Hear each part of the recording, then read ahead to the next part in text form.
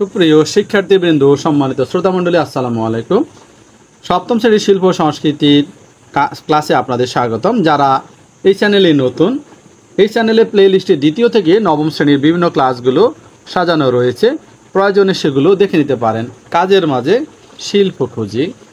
আমাদের চারপাশে ছড়িয়ে আছে বিভিন্ন শ্রেণী পেশার মানুষ, যাদের কাজের মধ্যে লুকিয়ে আছে শিল্প।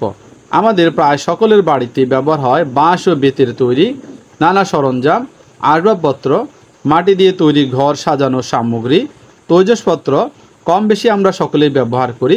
এসব জেনে নিই এমন কিছু কাজের কথা যার মাঝে শিল্প লুকিয়ে আছে। আমাদের দেশের সবচেয়ে প্রাচীন শিল্পের মধ্যে একটা হচ্ছে মৃৎশিল্প। মাটির তৈরি শিল্পকর্মকে আমরা বলি মৃৎশিল্প, কারণ এই শিল্পের প্রধান উপকরণ হচ্ছে মাটি। তো সব মাটি দিয়ে এই কাজ হয় না। এই কাজে প্রয়োজন পরিষ্কার এঁটেল মাটি। যারা মাটি দিয়ে বিভিন্ন জিনিসপত্র তৈরি করেন তাদেরকে আমরা কুম্ভকার বা চলিত ভাষায় কুমোর বলি। মাটির তৈরি যে কলসি, ফুলের টব, সরা, বাসন, সাজের হাঁড়ি, মাটির ব্যাঙ, শিশুদের বিভিন্ন খেলনা সামগ্রী, নানা ধরনের তৈজসপত্র তৈরি করে কুমোরেরা। মাটির তৈরি রকমারি তৈজসপত্র, ঘর সাজানোর জিনিস, খেলনা সামগ্রী ইত্যাদির আজ প্রচুর চাহিদা লক্ষণীয়। তাছাড়া মেয়েদের বিভিন্ন মাটির তৈরি গহনা সহজেই চোখে পড়ে দেশের মেলাগুলোতে। বিভিন্ন দোকানে মৃৎশিল্প আমাদের ঐতিহ্যের অংশ। তাঁত শিল্প। বাংলাদেশের তাঁত শিল্প ও তাঁতিরা আমাদের ঐতিহ্যের ধারক ও বাহক। এই শিল্পের সাথে জড়িয়ে আছে এদেশের সংস্কৃতি। আদিকাল থেকে ঐতিহ্যের অংশ হিসেবে চলে আসা আমাদের তাঁত শিল্প দেশে ও বিদেশে সমানভাবে সমাদৃত। এই অঞ্চলে উৎপাদিত পুঁটি কার্পাস দিয়ে একসময় হাতে কাটা সূক্ষ্ম সুতা তৈরি হতো, যেই সুতো দিয়ে দেশের বিভিন্ন স্থানে হস্তচালিত তাঁতের কাপড় বোনা হতো। বাংলার জগৎ বিখ্যাত মসলিন সারা বিশ্বে বাংলার গৌরব বৃদ্ধি করেছিল।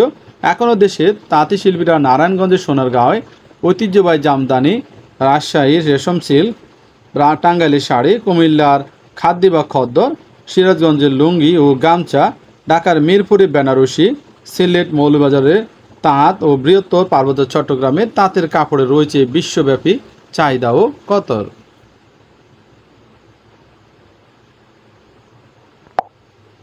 বাংলাদেশে যে কয়েকটি প্রাকৃতিক উপাদান লোকজীবনের সঙ্গে মিশে আছে, বাঁশ বেত তাদের অন্যতম। বাংলাদেশের জনজীবনে খুব কম দিকে আছে যেখানে বাঁশ ও বেতের তৈরি সামগ্রী ব্যবহৃত হয় না।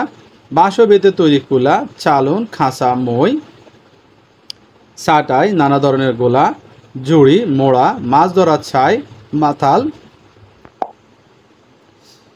এই বাঁশের বেড়া, জাপ, দরমাস, বাঁশের ও বেতের তৈরি নানা জিনিস বাংলাদেশের নিজস্ব শিল্প সংস্কৃতির প্রতীক। দৈনন্দিন কাজে বাঁশের তৈরি গৃহস্থালী পাত্রসমূহ খুবই আকর্ষণীয়। এসব পাত্র বা জড়িতে বুননের মাধ্যমে নানা ধরনের নকশা ফুটিয়ে তোলা হয়। বাঁশিসহ আরও অনেক লোকবাদ্যযন্ত্র বাঁশ দিয়ে তৈরি হয়। ইদানিং নগর জীবনে বাঁশের তৈরি আসবাবপত্র, ছাই, ফুলদানি, প্রসাধনী বাক্স, ছবির ফ্রেম, আয়না ফ্রেম, কলমদানিও লক্ষ্য করা যায়।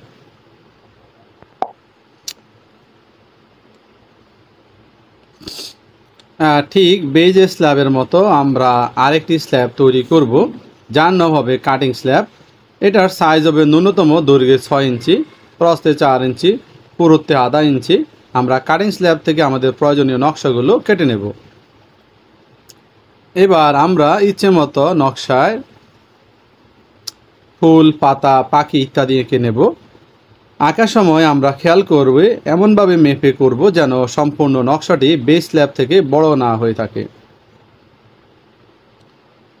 এখানে কীভাবে স্ল্যাবের মধ্যে ছবিগুলো আঁকতে হবে তোমরা সেটা দেখে নিতে পারো।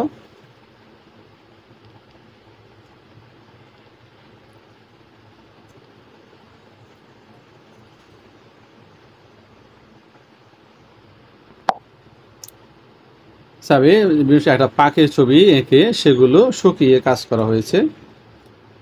কাজের মাঝে আমরা শিল্প খোঁজার এই যাত্রায় আমরা আরেকটা শিল্প সম্পর্কে অনুসন্ধান করব। তা হলো যে ভঙ্গিটা সম্পর্কে আমরা জানবো, তা হলো শ্রমভঙ্গি।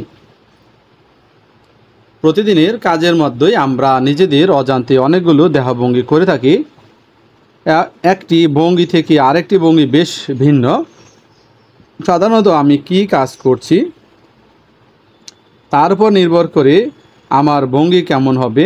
কাজ করার ভঙ্গিগুলোকে আমরা বলি শ্রমভঙ্গি। যেমন কোমরের মাটির জিনিসপত্র তৈরির ভঙ্গি, কামারের আগুন বাতাস দিয়ে লোহা নরম করার ভঙ্গি, মাটি কাটার ভঙ্গি, তাঁত বোনার ভঙ্গি, ছাদ পেটানোর ভঙ্গি, কয়লা উত্তোলনের ভঙ্গি, ইট ভাটার ভঙ্গি, কাঠ ছেঁড়া ইত্যাদি ভঙ্গি। শ্রমভঙ্গিগুলোকে যদি তালের সাথে মিলানো যায় তবে মজার একটা শিল্প তৈরি হতে পারে। তাহলে আমরা এবার একটা তাল সম্পর্কে জানি। আমরা কিন্তু হাতের তালের সাহায্যে খুব সহজে তালের ধারণা পেতে পারি। দাদরা দাদরা তালটি 6 মাত্রার 3-3 মাত্রা দুটি ছন্দে বিভক্ত একটি সমপদী তাল। এবার আমরা দেখব কীভাবে তালটি সহজে বুঝতে পারি। আমরা তো 1 2 3 গুনতে পারি, তাই না? এভাবে 1 2 3 1 2 3 1 2 3 4 5 6 গুণেই কিন্তু আমরা দাদরা তালের মাত্রা 3 ছন্দ প্রকাশ করতে পারি। এবার মাত্রার তালি দিয়ে 1 2 3 এবং চতুর্থ মাত্রায় খালি বা ফাঁকা তালি না দিয়ে 4 5 6 গুনব। এভাবে প্রথম মাত্রায় তালি দেওয়াকে বলা হয় সোম, আর চতুর্থ মাত্রায় তালি না দিয়ে সরাসরি ফাঁকা রাখাকে বলা হয় ফাঁক। বিভিন্ন পশু পাখির চলনে আমরা আলাদা ছন্দ দেখতে পাই, যেমন হাতে ত্রিমাত্রিক, ঘোড়া চতুর্মাত্রিক প্রভৃতি ভঙ্গিমায় হাঁটে। জাতীয় কবি কাজী নজরুল ইসলাম।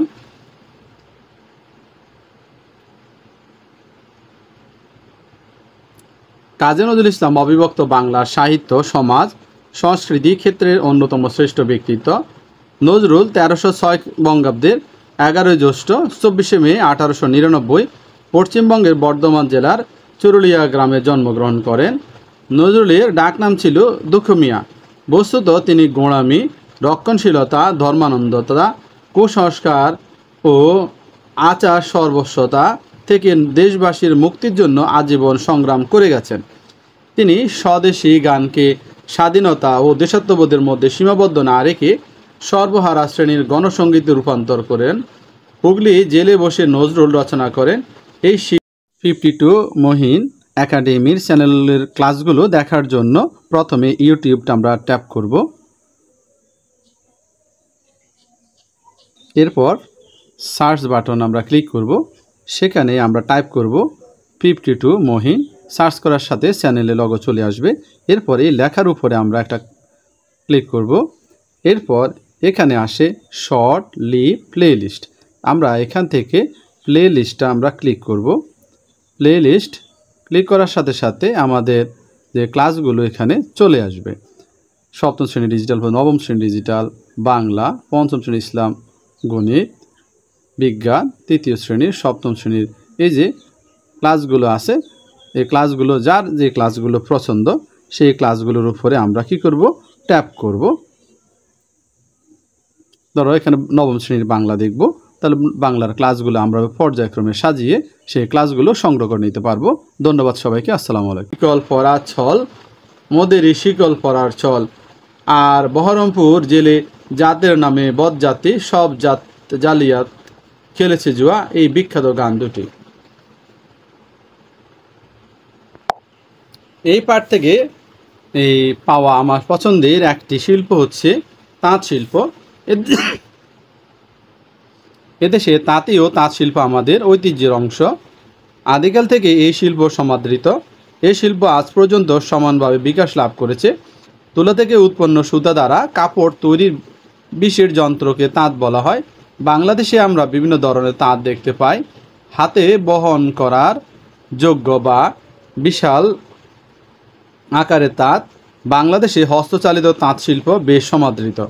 এটি বাংলাদেশ সর্ববৃহৎ কুটির শিল্প।